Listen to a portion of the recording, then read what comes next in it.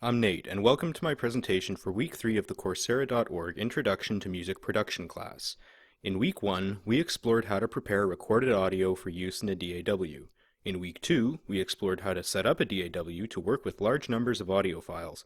This week, we're going to build on that and learn how to use buses and sends to control a couple of important effects. We're also going to use a simple automation to give a sense of motion.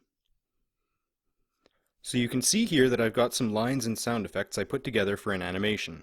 I could apply separate effects to each channel, but that takes up more CPU power and it can cause consistency problems. So instead I've just got a couple of return channels over here. These channels are what these send knobs are communicating with. In this scene, two soldiers are receiving intel from someone over the radio, preparing to storm a warehouse.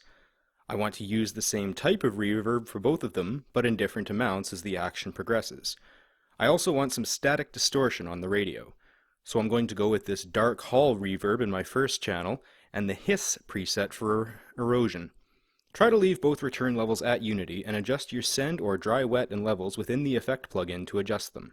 In Ableton, buses are referred to as groups, and you can make them by selecting multiple channels, then right-clicking and selecting Group. This gives you a single set of send knobs through which you can apply a return channel to all tracks in the group. However, we don't need to do that in this scenario. Opcom 12, we're in position, return. Scan negative, proceed with caution.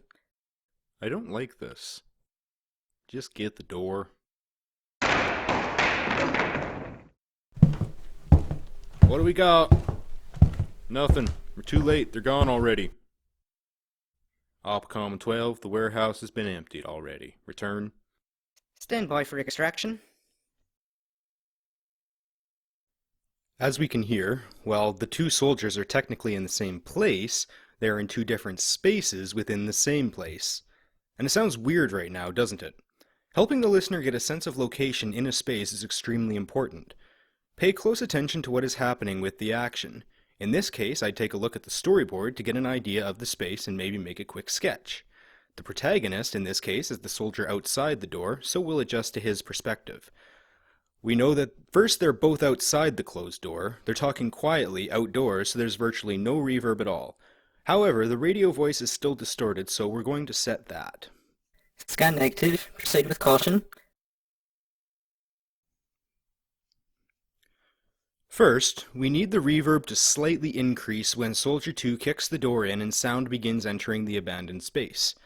We do that by simply right-clicking the send knob, clicking Show Automation, and then double-clicking the red line to make a couple of points.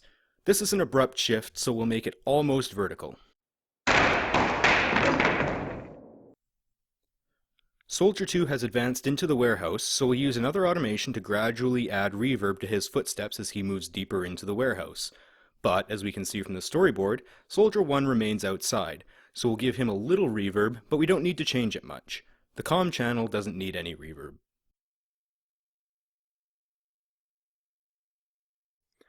Opcom 12, we're in position, return. Scan negative, proceed with caution. I don't like this. Just get the door. What do we got? Nothing. We're too late, they're gone already.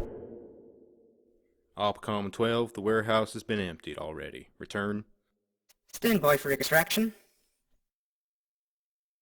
There.